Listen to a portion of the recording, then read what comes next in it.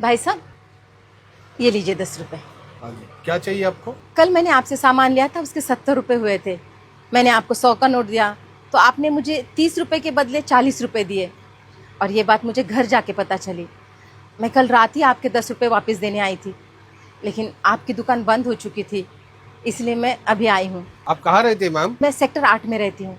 वहाँ से यहाँ तक 5 किलोमीटर, आप 10 रुपए वापस करने आए हो? अगली बार सामान लेने आती तब दे देती। और इस 10 रुपए से मुझे कोई फर्क नहीं पड़ता। भाई साहब, मेरे पति अब नहीं रहे, लेकिन वो हमेशा कहते थे किसी का पैसा नहीं रखना चाहिए। जिसका पैसा है वो चुप रह सकता है, लेकिन हमने अगर किसी के पैसे रख लिए, ऊपर वाला सबका हिसाब करता है।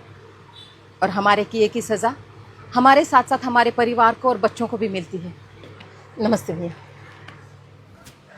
रमेश, दुकान पे ध्यान दे, मैं आ रहा हूँ।